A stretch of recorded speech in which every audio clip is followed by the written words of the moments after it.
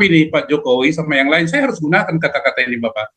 Karena fakta atau kejadian ini tidak mencerminkan bahwa kita ini negara Pancasila, termasuk Bapak Wapres. Ya. Selalu saya akan katakan Bapak Wapres, juga Bapak Mahfud MD. Ya. Kalau begini, kenapa Bapak berdua diam seribu bahasa, tidak melakukan apapun? Tidak melakukan apapun. Apapun argumentasi Bapak-Bapak, bagi kami rakyat ini tidak bisa menerima. Bapak begitu hebat berkuar-kuar tanda kutip tentang Al-Zaitun. Bapak begitu hebat berkor-kor begitu Alvin Lim ditahan. Tetapi ketika ini, apa yang Bapak lakukan? Nah, ada gue nggak habis pikir dah. Pak Jokowi ini bagaimana ini? Akan kira-kira begitu. Apa latar belakang ini saya bukan sebagai apa namanya sebagai pembuka. Ini Bapak. Nah, belum lagi itu pelarangan pendirian vihara di Cianjur. Ya, mereka katanya mau pasang spanduk, demo ke sana kemari, ada surat ke Kapolres, luar biasa gitu. Ini bukan negara nenek moyang Anda sendiri. Ketahuilah bahwa Indonesia ini adalah berbineka. Nah, ini agak sedikit menyimpangnya Bapak Ibu ya, ini agak menyimpang.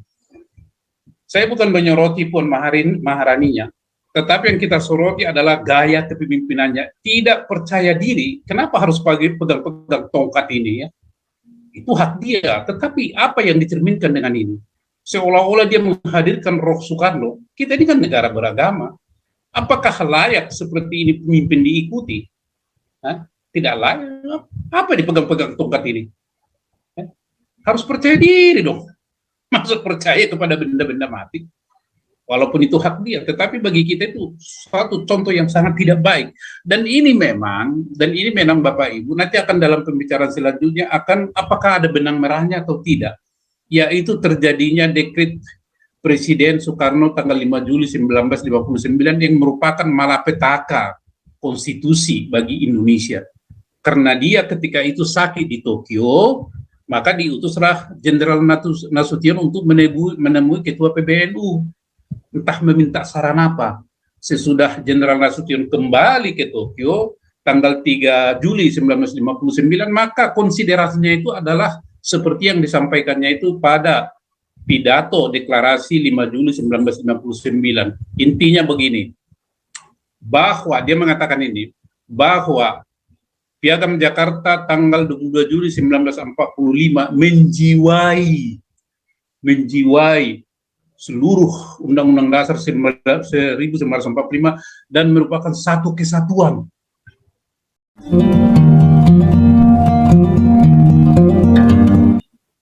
Menjadikan kausu ini Pak Teddy nih.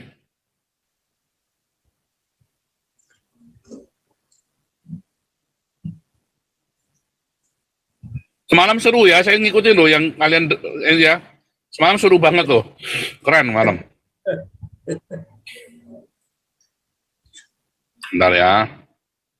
Cuma yang saya harapkan, ya saudara jangan hanya berretorika ketika membangun opini, ya, saudara. Ya, betul. Yang cari yang bisa disolusikan. Ya. Nah ini.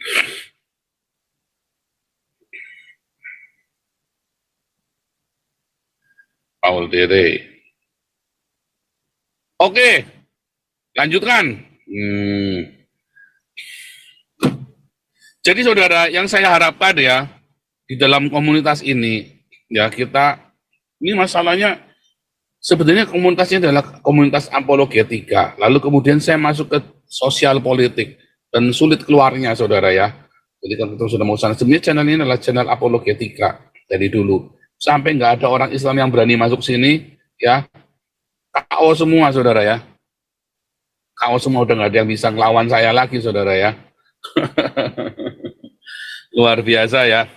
Sekarang orang-orang Kristennya, Oneness, Trinitas, Unitarian pun belagu-belagu saya tantang ke sini semua pada nggak berani semua ya, saudara ya. Nah, katanya harus channel lain. Loh, saya dari kemarin ke channelnya Bom-Bom, ke channelnya Muriwali, nggak ada yang ini. Ya, begitu saya di sini saya suruh keluar, goblok juga nih orang-orang ini ya. Oke, ntar lanjut dulu. Saya lanjutkan di bawah Pak Santi Amar.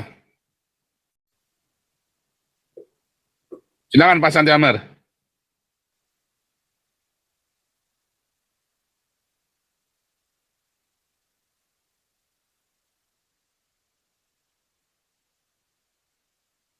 Mikrofonnya mati ya Pak Santi Amar ya? Oke, udah bisa Pastor? Ya, ya, ya. Baik, terima kasih Pastor. Selamat malam bagi kita ya yang ada di Indonesia, juga yang diaspora. Selamat bergabung. Tuhan memberkati. Teman-teman ya, kita berbicara ini sebenarnya bukan hanya level jasmani. Kalau saya sih meyakini gitu ya, bukan hanya level jasmani, juga secara rohani suara kita ini bergema.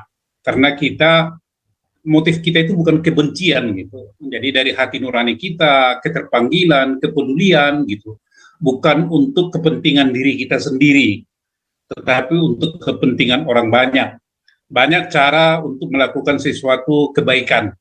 Seperti yang dilakukan oleh Damaris ya, berdiakonia, juga damar kasih, menjaring jiwa-jiwa. Nah, kita ini juga adalah membuat landasan untuk berkehidupan berbangsa negara itu lebih merata, lebih diterima orang banyak. Jangan sampai ada ketidakadilan, jangan sampai ada diskriminasi, jangan sampai ada intoleransi. Jadi memahami negara kita ini terbentuk ada dasarnya. Nah, jadi saya mencoba membawa ke sana Bapak-bapak, Ibu-ibu, teman-teman sekalian supaya apa? Supaya ketika nanti teman-teman memberikan suatu komentar, kita jangan ditertawakan gitu, seolah-olah kita tidak mengerti latar belakangnya. Dan sesudah ini nanti kita sampaikan, nah, teman-teman silakan berimprovisasi, silakan berinovasi, silakan mempublikasi, karena dasar-dasar kita untuk berbicara itu sudah kuat.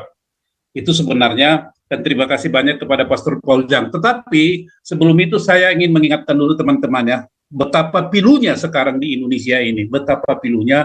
Saya bukan memprovokasi, saya katakan kita bicara fakta ini. Jadi saya akan share screen dulu, ini sebagai permulaan, ya, bukannya memprovokasi, bukan. Nah ini, prihatin dan menyedihkan Indonesia negara Pancasila atau negara sialan gitu ya. Ini sekarang situasi ini, perasaan ini, kegalauan, kegundahan, kemarahan, kesedihan itu bercampur baur di hati daripada orang-orang yang non-muslim itu karena perbuatan-perbuatan yang mereka lakukan utamanya kepada kita orang Kristen. Kenapa harus kita mengalami itu? Memang sudah dinubuatkan ya, Tuhan juga dipersekusi, dihina, di apa.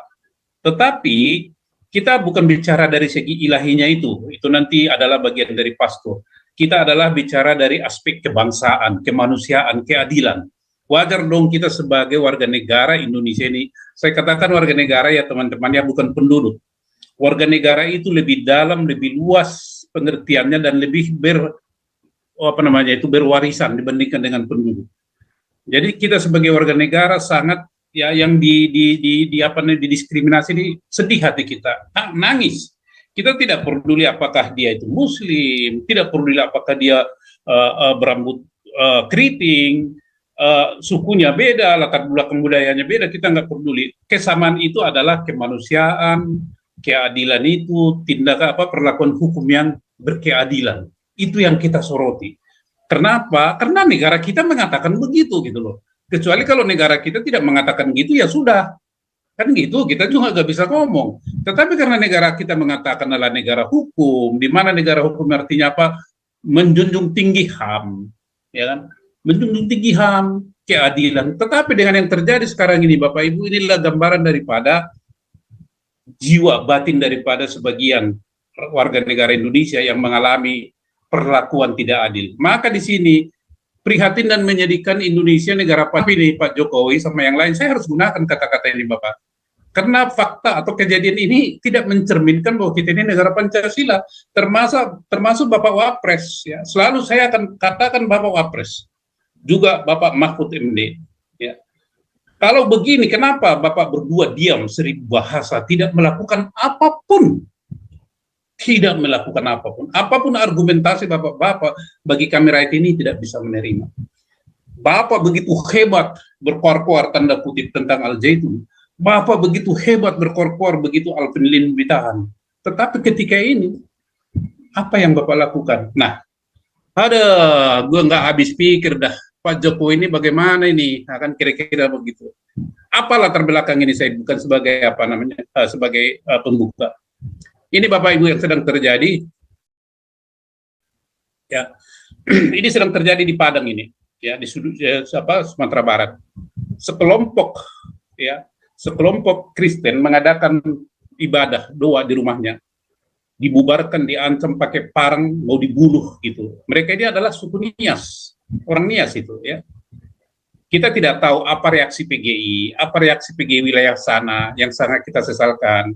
Mr. Gomar, Anda tidak berkomentar apa-apa. Jangan berbicara kepada mereka ini, oh golongan kalian lain, ya sinodenya lain. Jangan Pak Gomar, mereka ini manusia. Tuhan saja tidak mengatakan begitu. Apakah Anda ada di atas Tuhan?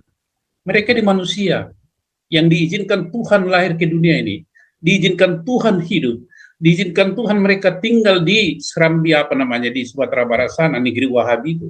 Tetapi Anda tinggal diam. Saya tahu Pak Gomar itu memang akan dalam waktu dekat akan berakhir jabatan Anda, tetapi tinggalkanlah legasi warisan.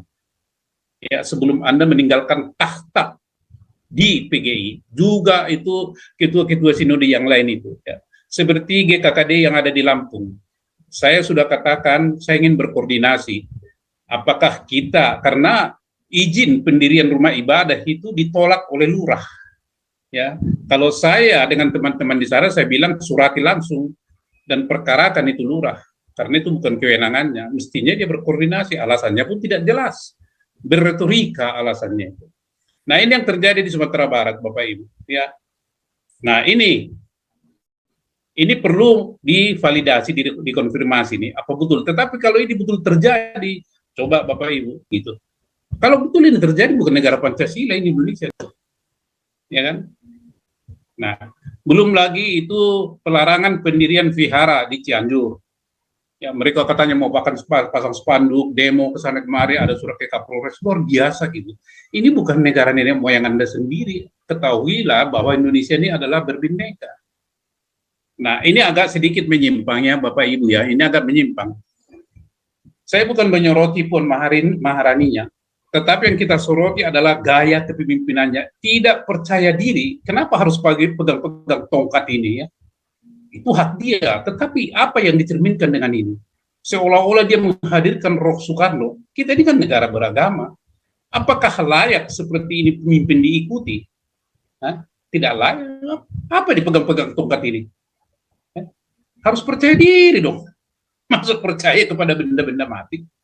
Walaupun itu hak dia, tetapi bagi kita itu suatu contoh yang sangat tidak baik.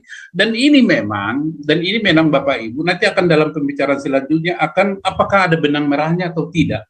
Yaitu terjadinya dekret Presiden Soekarno tanggal 5 Juli 1959 yang merupakan malapetaka konstitusi bagi Indonesia. Karena dia ketika itu sakit di Tokyo, maka diutuslah Jenderal Nasution untuk menemui Ketua PBNU. Entah meminta saran apa. Sesudah Jenderal Nasution kembali ke Tokyo tanggal 3 Juli 1959, maka konsiderasinya itu adalah seperti yang disampaikannya itu pada pidato deklarasi 5 Juli 1959. Intinya begini, bahwa dia mengatakan ini, bahwa Piagam Jakarta tanggal 22 Juli 1945 menjiwai seluruh Undang-Undang Dasar 1945 dan merupakan satu kesatuan. Coba itu, padahal pada 1945 18 Agustus itu yang namanya Latuhara Hari Marabis sudah menolak. Tetapi pada 1959 dikumandangkan itu. Bapak Ibu tahu apa yang terjadi 1959? Pada bulan November itu Latuhara Hari meninggal dunia pada usia 54 tahun. Dan semangat beliau ini ada di mana sekarang di Indonesia. Nah, ini yang ingin saya gugah dengan pendahuluan ini Bapak Ibu ya. Oke, nanti yang saya minta tolong nanti Pak siapa nih, Pak Frans Lisi ada tak? Pak Frans Lisi atau Pak Teddy? Pak Frans Lisi? Oh, enggak ada ya. Nah, nanti bisa jadi moderator ya Pak Teddy lah. Ya. Baik, saya akan sampaikan Bapak Ibu begini. Saya sampaikan ini penting. Karena Bapak Ibu kalau kita berbicara di sini selalu mengatakan bikin dong Ahok jadi presiden, bikin dong Ahok jadi presiden. Permintaan itu wajar-wajar saja. Kerinduan itu wajar-wajar saja. Tetapi apakah Bapak Ibu tahu bahwa di Indonesia ini ada suatu blokade ya yang tidak kelihatan yang tidak memperbolehkan presiden itu non-muslim. Ada blokade. Blokade itu bersumber dari mana? Bersumber dari Al-Quran dan hadis mereka, bersumber dari akal-akalan mereka mensiasati supaya Piagam Jakarta itu secara tersirat berlaku. Itulah blokade itu. Jadi kalau Bapak Ibu misalnya, ini dong, Ahok dong jadi presiden, bisa, tetapi itu tidak rasional dengan kondisi sekarang di Indonesia. Kecuali Bapak Ibu bersama Galarua nanti mengadakan suatu usulan perubahan yang sangat radikal tentang sistem ketatanegaraan Indonesia yang sedang kami susun itu sekarang dengan teman-teman pengurus. Nah, jadi kalau nanti Bapak Ibu berbicara ini jangan ditertawakan orang, punya argumentasi yang kuat. Itu makanya saya paparkan ini sebagai bagian terakhir daripada pembicaraan kita tentang sistem ketatanegaraan Indonesia. Nanti akan kita bicara lagi di hari Senin campur dengan masalah hukum. Nah, ini adalah judulnya, bolehkah non-muslim menjadi presiden? Garing atau garis miring kepala negara di Indonesia? Ayo, coba dulu ya. Ini dulu kita jawab. Nah, saya akan bawa Bapak Ibu kepada, saya bukan mengajari ya, saya sharing aja. Sekali lagi saya katakan, ini bukan opini, ini adalah fakta. Dan ini adalah menurut ada kaji ilmiahnya. Bukan mau-maunya saya karang-karang. Saya nggak berani itu. Makanya saya berani itu mengatakan karena ini tertulis dan fakta. Saya akan bertanggung jawab dan bertanggung jawabkan ini sampai kemanapun. Ya. Nah, saya bukan menjelek-jelekan Islam, ya Pak Pastor, enggak.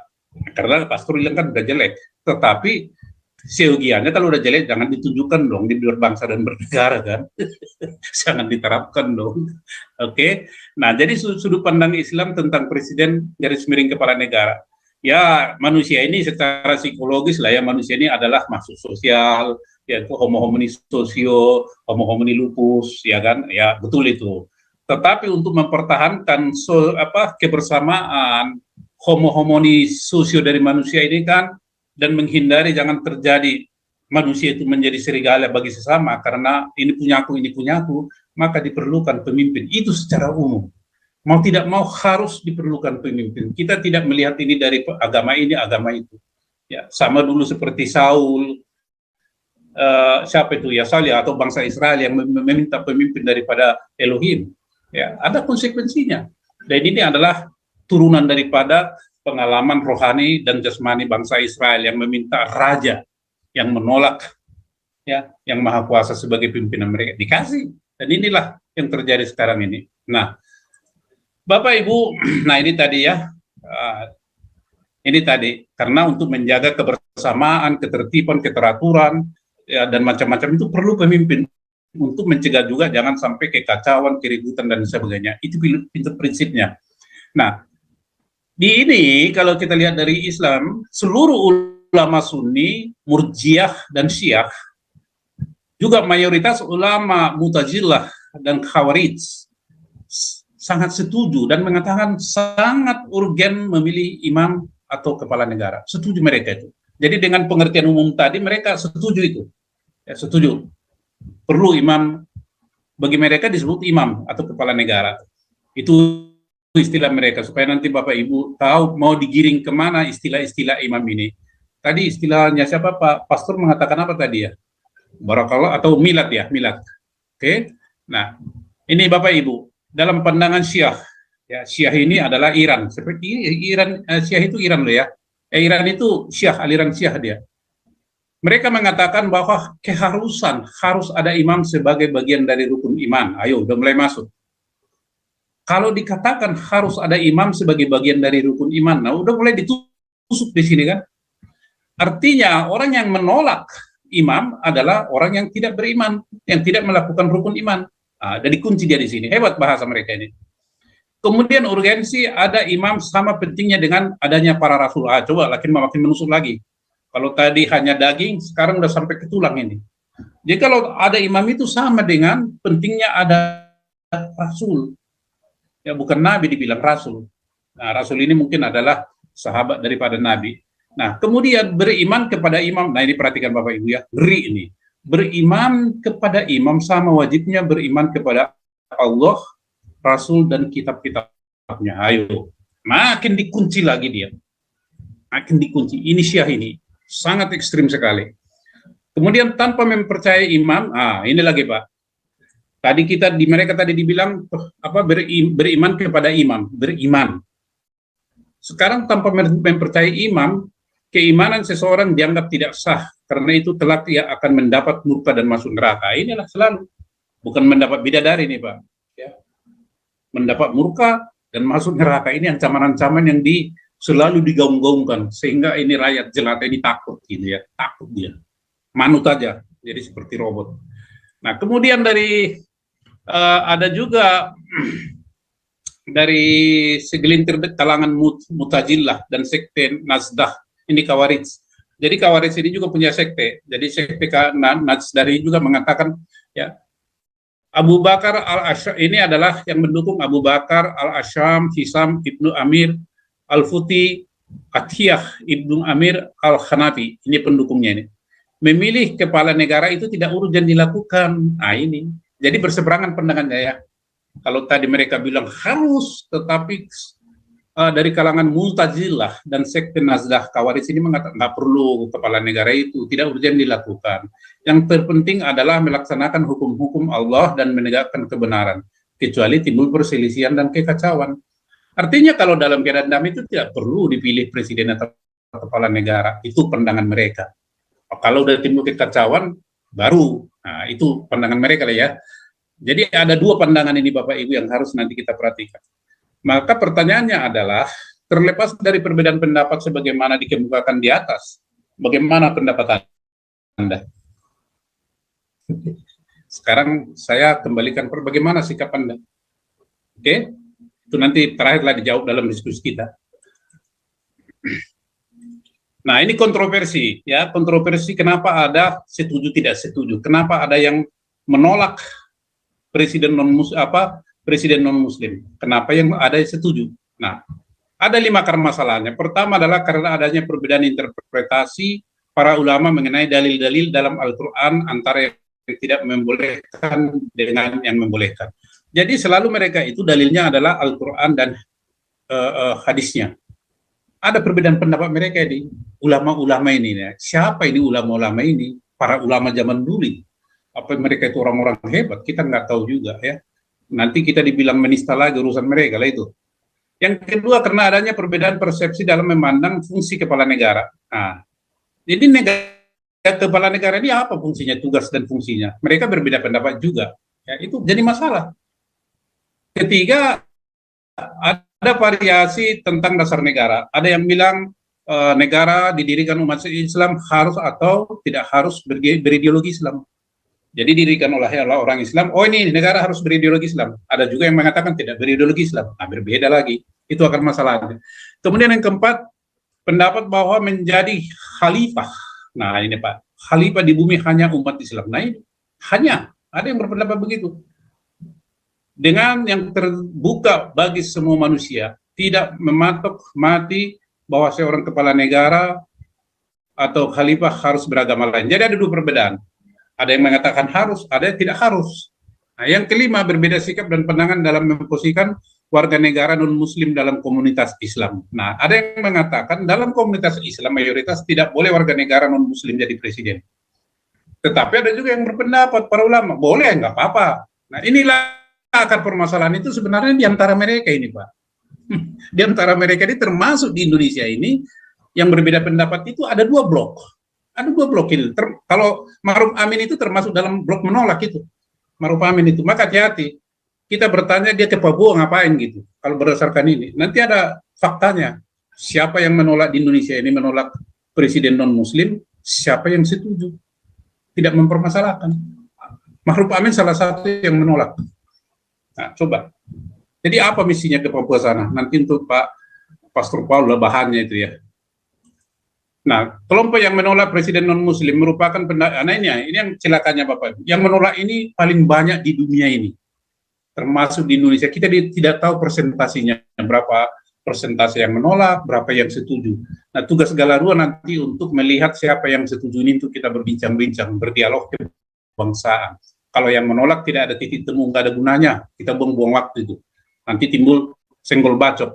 Ya, kita cari ini nanti. Nah, Kemudian kelompok yang mendukung presiden non-muslim. Mereka ini pada umumnya Bapak Ibu adalah para intelektual liberal, ya, para kaum muda yang berasal dari berbagai negara. Bapak Ibu tahu contoh negara Islam mayoritas muslim di negara itu presidennya non-muslim? Satu, Senegal. Kedua, Sudan. Ketiga, Lebanon. Ini ketiga negara ini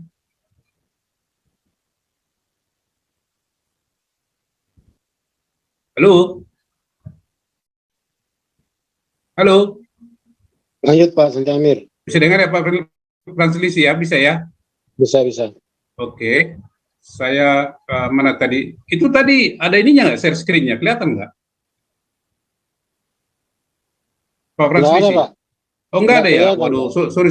Sebentar. Waduh, sorry. Sebentar, ini, sorry. Nah ini. Nah, jadi yang mendukung ini atau tidak menolak, enggak apa-apa, non-muslim juga boleh jadi presiden. Nah, contoh negara muslim terbesar yang mayoritas penduduknya muslim adalah Sudan, itu pernah presidennya non-muslim. Senegal, boleh. Lebanon, ya. Selainnya itu nggak boleh. Termasuk Malaysia itu harus muslim. Kita nanti akan bicara soal Indonesia. Nah kenyataan di Indonesia bagaimana nih Bapak Ibu? Boleh nggak non-muslim menjadi presiden? Pertanyaannya di sini. Nah, kalau kita orang yang konsisten dengan konstitusi, tidak ada satu pasal, tidak ada satu ayat pun, tidak ada satu kalimat pun di Undang-Undang Dasar 1945, baik peraturan perundang-undangan yang berlaku di Indonesia yang melarang non-muslim jadi presiden. Tidak ada itu. Tidak ada. Tetapi, ya, apakah itu semata-mata alasan tunggal atau ada faktor lain? Nah, ini ceritanya Bapak Ibu ya. Ceritanya kita nanti, itu yang saya bilang subtil itu ya. Payung hukum yang tidak memperbolehkan presiden non-muslim. Ada payung hukumnya Pak. Ini yang saya bilang itu tadi kaitan daripada Puan Maharani pegang tongkat Bung Karno. Itu kan seperti percaya kepada apa itu ya? Percaya kepada kekuatan goib gitu ya. Dinamisme. Nanti di sini kelihatan ya. Dinamisme itu Pak. Ya, ini nanti kelihatan daripada saya duga ini Bung Karno ini ada begitu gitu loh. Ya. Pada 18 Agustus 1945 dia menyetujui permintaan daripada Latuh Harhari dan Maramis supaya ya Piagam Jakarta itu 7 kata itu dibuang. Kemudian persyaratan bahwa presiden Islam juga tidak dibuang itu. Kemudian perkataan mukadimah diganti dengan pembukaan. Mereka sudah setuju semua itu. Ya, setuju. Tetapi kenapa pada tanggal 5 Juli 1959 Bung Karno itu ingkar karena dia sakit. Dan disuruh itu Jenderal Nasution untuk mengunjungi ketua PBNU. Maka ketua PBNU memberikan ini konsensus deklarasi untuk dipidatokan. Kenalah di situ. Nah, ya ini. Jadi ngeri Pak, ngeri. Jadi kita jangan memilih pemimpin yang percaya inilah tahayul-tahayul. Pelanggaran secara tersurat dan tersirat mendapat payung hukum setelah dikeluarkan Dekret Presiden 5 Juli 1999 yang memberlakukan kembali ke Undang-Undang 45. Ini intinya. Tetapi dalam konsideran Dekret Presiden 5 Juli 1959, Presiden Soekarno antara lain mengatakan, ini Pak, ya, ini ada buktinya ini, bahwa kami, siapa itu kami itu? Padahal dia yang membacakan kan, dia libatkan orang, kami itu siapa? Bahwa kami berkeyakinan Piagam Jakarta tertanggal 22 Juli 1945 menjiwai Undang-Undang Dasar 1945 dan adalah merupakan satu rangkaian kesatuan dengan konstitusi tersebut. Siapa yang membuat kalimat ini? Siapa yang membuat kalimat ini? Ini adalah Ketua PBNU ketika itu yang dikunjungi oleh Nasution atas perintah daripada Soekarno. Karena Soekarno ketika itu tanggal 3 Juli sakit di Tokyo. Siapa yang konsepkan ini Bapak Ibu? Jadi hati-hati, NU ini juga itu adalah berkepala dua ini, atau dasar muka apa gitu. Hati-hati NU ini. Untuk apa dia bikin ini? Ya. Jadi ini Bapak Ibu disusupkan. Nah, kembali lagi. Nah, siapa yang namanya Salahuddin Wahid dalam bukunya Piagam Jakarta 22 Juni 1945, sebuah konsensus nasional tentang dasar negara Republik Indonesia 1945-1959. Dia mengatakan apa? Menurut Endang Saifuddin Nashari, Piagam Jakarta dan seluruh kalimat-kalimat Islami dari Mukaddimah dan batang tubuh Undang-Undang Dasar 1945 termasuk syarat Presiden RI mesti beragama Islam secara serentak dihidupkan kembali oleh Dekret Presiden 5 Juli 1959. Ini payung hukum Bapak Ibu. Ya, apakah ini konsideran yang benar atau konsideran sakal-akal dari Ketua PBNU ketika itu? Nah, hati-hati sekarang di negara ini juga begitu. Kalau presidennya percaya tahayul ya begini. Mungkin ditakut-takuti itu Bung Karno, Anda sakit karena Anda menolak itu Piagam Jakarta pada tanggal 18 Agustus 1945. Anda kualat katanya. Mungkin loh ya. Gitu kan. Kenapa itu Nasution disuruh Bung Karno menemui Ketua PBNU pada tanggal 3 Juli? Nah, ini. Jadi dipegang tongkat itu apa itu, untuk apa itu? Rusak negara ini ya. Kalau dipercayakan kepada tongkat. Ya, seperti menakut-nakuti ya. Nah, pasal 6A ayat 2 Undang-Undang Dasar 1945 mempertebal awan keyakinan bagi mereka yang menolak presiden non-muslim menjadi presiden Republik Indonesia. Pasangan calon presiden dan wakil presiden diusulkan oleh partai politik atau gabungan partai politik beserta pemilu. Jadi Bapak Ibu, kalau Bapak Ibu mengatakan, oh Ahok pilih jadi presiden, tidak, kita nggak punya saluran. Karena yang menentukan itu memilih adalah partai politik, mencalonkan. Lah kalau partai politiknya seperti yang pun tadi itu percaya tahayul-tahayul, kira-kira bagaimana? Didengarkan nggak omongan Bapak? Nggak bakal didengar. Nggak bakal didengar. Dia paling dengar adalah PBNU. Yang didengar adalah MUI. Yang lain-lain dia tidak akan dengar. Jadi capek kita teriak-teriak itu tidak akan diperhatikan Bapak Ibu. Saya yakin itu. Nah, ini yang saya katakan tadi, sekarang ini siapa yang menolak ya non-muslim jadi presiden di Indonesia dan siapa yang mendukung? Yang menentang itu adalah Kiai Haji Ali Yafi, ya, Dr. Didin Hafifuddin, Dr. A.M. Saifuddin, tahu kita ini ya, Saifuddin bukan Saifuddin. Kiai Haji Mas Subadar, Kiai Haji Abdullah Faqih, Kiai Haji Ma'ruf Amin. Nah ini yang saya katakan tadi. Jadi bahaya ini, Pastor. Ini kalau ini orang ini ke Papua ini bahaya. Apa misinya itu? Oh dia aja menolak kok. Kok dia beragama Muslim datang ke daerah Kristen, sementara dia melarang dan menentang itu non-Muslim bisa jadi presiden. Berarti misinya itu apa? Mungkin mau menjatuhkan para pemimpin Kristen yang ada di Papua, karena Anda tidak layak jadi pemimpin di situ. Hati-hati. Saya bukan memprovokasi Pastor Paul, tolong ini dilihat ini. Maka saya sarankan kepada masyarakat Papua, tolak beliau ini berkantor 4 September di Papua. Apa? Nggak ada guna. Dia mengatakan menolak, ya janganlah dulu. Kalau kita bicara presiden itu berarti berlaku sampai ke bawah, Pak. Bukan aja presiden, pokoknya menjadi pemimpin itu, apakah presiden, apakah menteri, apakah segala macam itu tidak boleh itu non-muslim. Kira-kira begitu. Nah itu kan nanti kalau misalnya ada di Papua sana non-muslim jadi gubernur, jadi bupati, mungkin akan dia obok-obok itu turun kamu, karena kamu nggak layak di situ. Dia menentang itu, maka dinaikkanlah yang muslim. Ini. Dan tokoh MU ini mendukung ini, ya, mendukung penentangan itu. Nah sekarang yang pendukung untuk presiden itu non-muslim adalah Kiai Haji Abdurrahman Wahid, mantan presiden kita itu ya, yang keempat apa, atau kelima? Keempat ya, keempat. Profesor Dr. Ahmad Syafi'i Ma'arif, ini dulu mantan ketua MUI, ini moderat ini. Terus Kiai Haji Hashim Mujadi, ini bersaudara ini dengan Kiai Haji Abdurrahman Wahid. Terus Profesor Dr. Ajumardi Asra MA, itu mendukung itu. Kemudian yang kelima Santi Amir Silalahi, ya certified mediator. Mungkin nanti Bapak tambah lagi di sini lah, supaya nanti kita sampaikan itu kepada Mahkamah Konstitusi atau apa yang lain-lainnya. Nah, ini Bapak Ibu, ya kita kenang ini Mr. Johannes Latuharhari dan A.A. Maratis. Ya, ini orang Ambon ini orang Ambon, ini orang Manado. Saya sih menganjurkan ya supaya teman-teman juga di seluruh Indonesia mari kita hidupkan dan perjuangkan kembali nilai-nilai perjuangan Mr. Johannes Latuharhari dan kawan-kawan. Indonesia itu adalah negara bangsa, itu perjuangan mereka. Bukan negara agama, bukan negara sekuler. Negara berdasar Pancasila, bukan berdasar Dekret Presiden Soekarno 5 Juli 1959. Jadi harus kita tolak itu, Pak. Pidato Bung Karno 5 Juli itu harus kita tolak. soal dia kembali ke Undang-Undang Dasar 45, oke. Tapi konsideransi dan pidatonya itu kita lihat terima.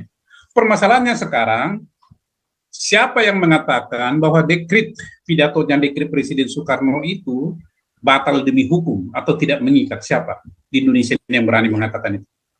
Sementara MUI dan yang lain-lainnya pasti berpegang mati kepada isi dekret presiden, seperti yang dikatakan oleh siapa tadi, si Saifuddin apa itu, ya? Bahwa secara tersirat semua itu. Jadi saya anjurkan ini supaya apa? Supaya kita bisa ketawa, ya, supaya kita ketawa. Kalau enggak, ya repot. Nah, kita hargai Bapak Ibu ini pahlawan, kedua pahlawan ini enggak pernah disinggung-singgung dalam negara ini.